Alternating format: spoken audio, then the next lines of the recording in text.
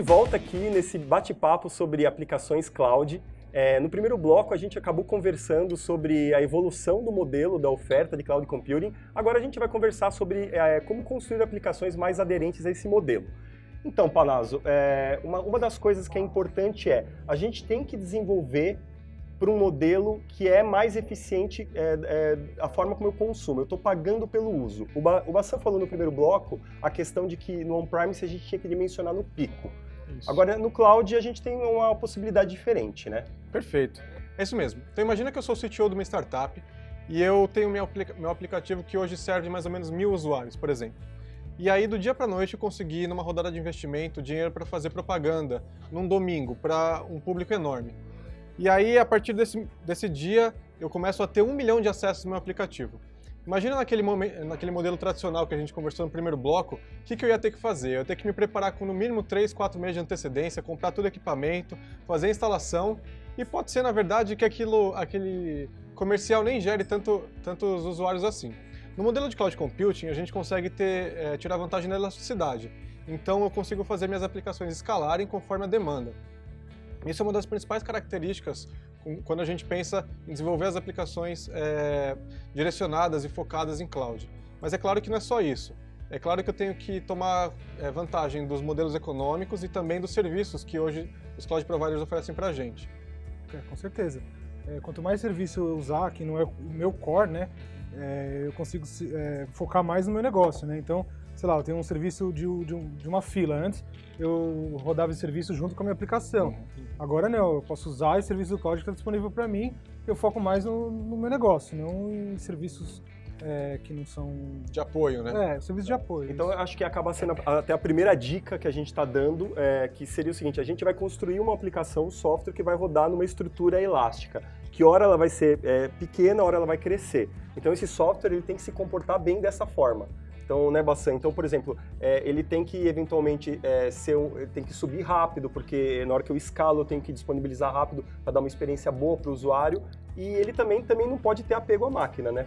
Exatamente. Então, a gente fala muito de tratar essas aplicações como ou de uma forma stateless, né, que você não tem realmente o estado ali. Então, cada máquina que sobe, você consegue utilizar ela de uma forma melhor. E se não ter apego realmente, cara, não tenho mais aquele volume, eu posso matar realmente aquela máquina, né, e trabalhar só com aquelas máquinas que realmente vão se adequar àquele volume. E uma coisa interessante que eu acho que o Panazzo falou, assim, conforme a gente tira essas seja um ponto de vista de mensageria, banco de dados, né, você consegue fazer com que cada componente tenha uma escalabilidade de uma forma diferente, distinta para aquela execução, né? Então eu posso trabalhar no meu banco de dados para ele escalar de uma forma distinta do que minha camada de web server, por exemplo, né? Que são coisas totalmente diferentes. E o André citou uma coisa importante: o meu background é de Java.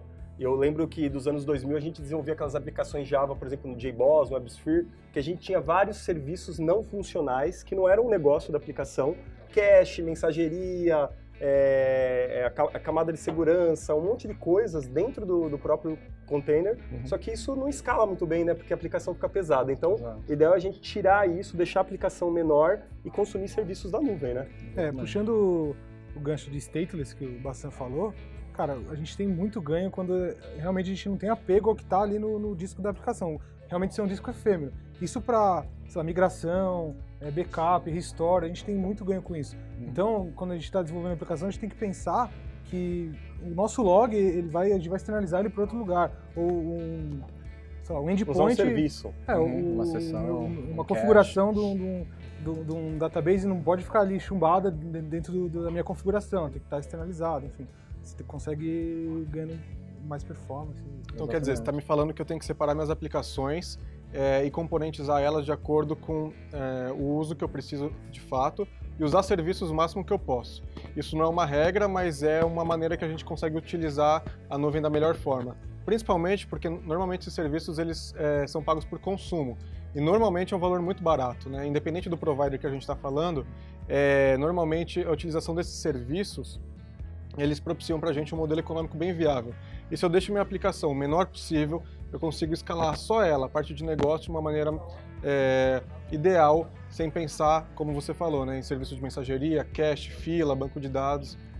e delegando isso para o Cloud Provider. E um ponto interessante, a gente até falando, eu sei que o papo aqui é mais para Cloud Native, né, aplicações, mas a gente sabe que os clientes têm aplicações legadas, que vêm de um mundo Java, um mundo mais monolítico, né? E eu acho que é engraçado que é um ponto também interessante nessa migração, né? De repente você está saindo do on-premises ou está colocando só o rehost, né? Joga para a nuvem do jeito que está e depois começa a realmente componentizar, na verdade, né? Você tira cada componente com o funcionamento distinto e deixa a aplicação mais simples, inclusive, para você transformar ela ao longo do tempo. Ou seja, é uma forma de fazer a jornada para a nuvem, é você levar a aplicação as is, né? E depois fazendo refatoramentos nela, consumindo mais serviços, deixando ela mais leve e escalando por componentes, como o pessoal citou, né? Perfeito. E vocês acham que essa rearquitetura, ela também propicia a gente a pensar em processos de engenharia mais modernos, em eu conseguir fazer deploys mais frequentes, inclusive tirando mais vantagem e dando para a gente uma coisa super importante que as aplicações Cloud Native dão, que é time to market. Então, quanto mais rápido eu consigo responder a mudanças, consigo atender o meu cliente, melhor. Você acha que essa ida para a nuvem, essa separação, essa quebra do monolito, ajuda nesse sentido? Minha percepção, Panazzo, é que quando você começa a levar a sua aplicação até desenvolver para a nuvem, você acaba entrando nesse modelo até meio que naturalmente, né? Porque você vai normalmente quebrar o seu monolito, você vai construir componentes separados e para isso você vai ter que ter uma camada de engenharia, você vai ter que ter processos bem definidos que te apoiem nisso, né? Porque no fundo o monolito, ele era ruim para o modelo de nuvem, mas ele era simples de fazer deploy. Quando você distribui, você tem uma aplicação mais distribuída, você precisa de processo e de engenharia para te apoiar, né? Você acha que isso traz maturidade para o time como um todo, para a TI como um todo? Se você pegar até a forma como o Bassan citou, que isso vai acontecendo aos poucos, acho que essa maturidade o time vai ganhando aos poucos, né? Sim. Uma coisa que a gente via muito é que o ponto do monolito é que essa evolução daquela aplicação, ela demorava mais tempo, né? Você acabava mexendo em alguns componentes que de repente nem mexiam no todo, só que você tinha que esperar aquele pacote completo para fazer o deploy, né?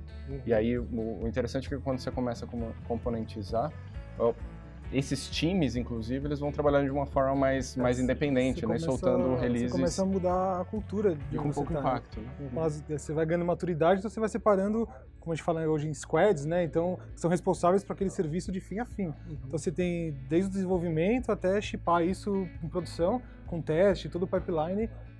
Então, esse modelo de cloud propicia muito você separar muito os times, né? Isso eu acho um negócio interessante, acho que fora da aplicação também a infraestrutura, ela ou é como código ou muito orientada a API, então você consegue automatizar muito também, né? Então, se eu preciso fazer junto com aquele release, daquele componente que eu tirei ali do monolito, ele já vai com infraestrutura e vai tudo. E muitas vezes até o próprio pessoal de desenvolvimento pode especificar qual que é essa infraestrutura que ele precisa de uma forma de código. Você está trazendo o DevOps na prática mesmo, porque você está desenvolvendo uma aplicação e com infraestrutura como código, você está falando, como minha aplicação vai rodar, como vai ser a infraestrutura da minha aplicação, você está codando isso, então você está unindo a infraestrutura com o desenvolvimento. Não só codando, como versionando, testando e integrando isso a todo o seu pipeline de desenvolvimento. Né? Tudo isso é testável, promovível e isso fica dentro de um log. Até se você usa um repositório de código, isso passa por dentro é rastreável e passa por dentro do pipeline de desenvolvimento. Né? Bom, pessoal, no próximo bloco a gente vai falar de uma nova forma de deploy que está em alta, que é o deploy através de containers e utilizando orquestradores de containers para melhorar mais ainda a eficiência do deploy das nossas aplicações na nuvem. Fique com a gente!